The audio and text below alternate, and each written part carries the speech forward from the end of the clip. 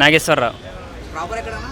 Proper Srikakulam. Srikakulam. Okay. Next ఏపీలో elections ఉన్నాయి కదా, ఏ ప్రభుత్వం వస్తే బాగుంటుంది అనుకుంటున్నారు?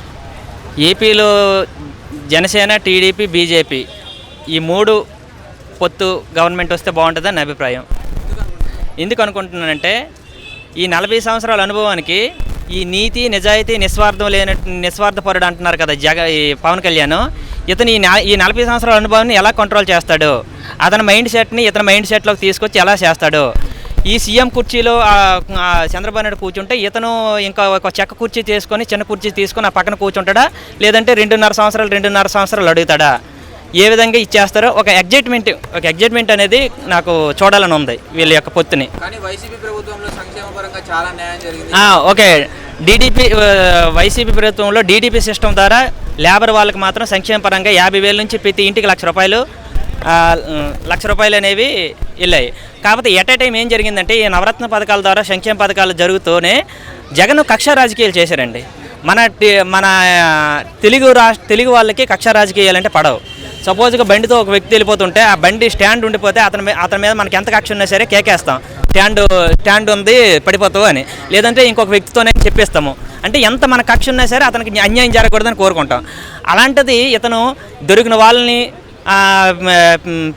ప్రతిపక్ష పార్టీ వాళ్ళని జైల్లో పెట్టడం, అవసరం సంతు దొరికిన దగ్గరల్లా కేసులు బుక్ చేయడం, అనుచరుల మీద కేసులు బుక్ చేయడం వల్ల ఈ నవరత్న పథకాలు కరెక్ట్ టైంలో వెళ్తున్న టైంలోనే ఈ విధంగా వ్యతిరేకత రావడం జరిగిందండి.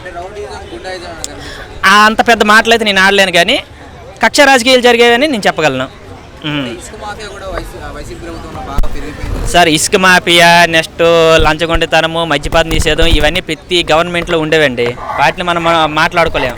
కాకపోతే ఓటేసిన వాటర్కి ఎంతవరకు న్యాయం జరిగింది, అతను ఎంతవరకు ఫీల్ అయ్యాడు అనేది మనం కావాలి. ఇవన్నీ ఏంటంటే పెద్దగా చాలా స్టడీ చేయాల్సిన విషయాలు ఇవి.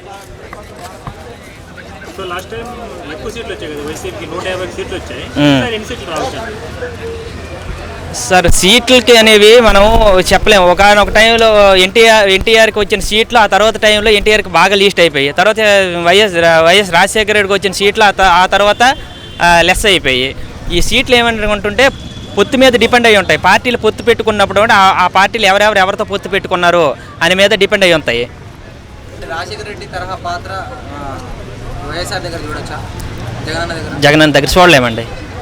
ఎందుకంటే రాజశేఖర రెడ్డికి వాందాతనం ఉండేది.